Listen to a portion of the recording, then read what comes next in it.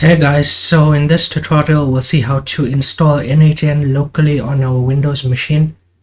So firstly, what is N8N? So this is basically an automation type of system where we can create AI agents and interact with other API services, for example social media services or messaging services, and we can build long workflows where we get data from somewhere, do something with it, and then post it somewhere else or trigger other stuff to happen.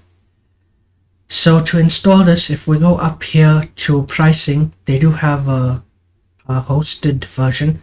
So if you pay for this, you'll just be able to use it through their website. But we want to use this for free and host it ourselves on our local machine. So to do this, you're going to need Node.js. So if you go to nodejs.org and click on this download button here, you should just see an install button here, so it will download the installer for you. Or you can copy all of these commands and run them in your terminal. If you're on Linux though, you do need to run these commands, because if you try and install Node.js from the default package manager, it's going to install the old version. So you need to use all of this to get the latest version. But once that's installed, you should be able to open up your terminal. If you don't know how to do that, you can just right click on this Windows button here and click on terminal. And once this loads, you can type npm-v, and this should give you some version here. That means it's installed correctly. And if you type node-v, it should also give you a version here. That means both are installed correctly. After this, you want to run the command npm install-g and then N8N. So what this will do is it will use the node package manager to install globally. That's what this -g means. And it will install the N8N package. But I'm not actually going to run this command now because I've already installed it. So if I just delete that, once it's done installing, which will take a bit of time, you can run N8N start. So this will, if it's your first time running N8N, it will take a bit longer to start up. For me, it's not my first time, so it will go a bit quicker. But once it's done, you'll see this prompt here, press O to open in browser. So you can just press O on your keyboard. But if you press Control and click on this URL here, you can just open it up. So this will give you the sign-in form for N8N. Again, I already have this installed, so if it's your first time, it will show you a different form here. That's to set up the main user. So I'm just going to log in here and then I'll be back. Okay, so once you log in, you should see a screen like this. You won't have these two workflows here, but they're just stuff I created before. And if you go into credentials, you shouldn't see anything here as well. These are my API keys that I've already added. So before you want to start creating workflows, you want to click this plus button up here and select credentials. And then you basically want to add the credentials for any of the services you use already. So for example, if you want to make a workflow that uses Gmail, then you want to add the Gmail service here. And yeah, so these are all of the credentials I've added.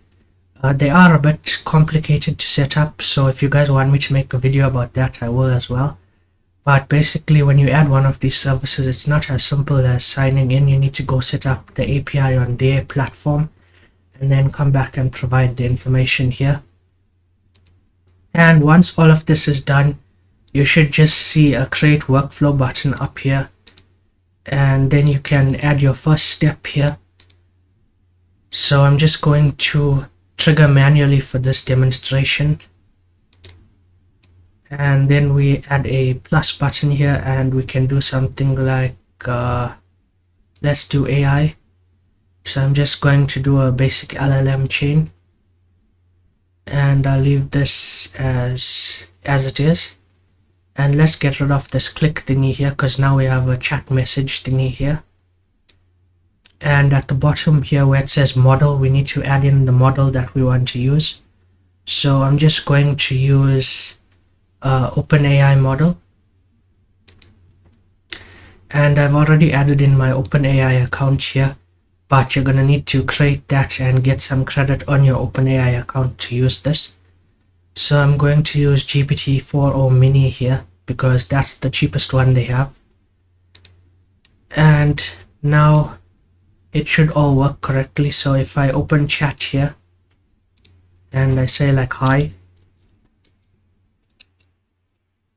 it should run with the check mark here, and then it will prompt the model and it will return back something. Now this setup is just a basic setup, it doesn't have any memory or something. So if I continue talking, it wouldn't remember that I said hi first. But yeah, there's ways to do this with memory and stuff using AI agents. But for this video, we just wanted to demonstrate how to install N8N locally and show that it works. So one more thing I forgot to mention was that once you have it installed, if you need to update it for some reason, you just need to do npm update -g and then N8N. So if we run this, it should now check for the latest update and then just install it on our system.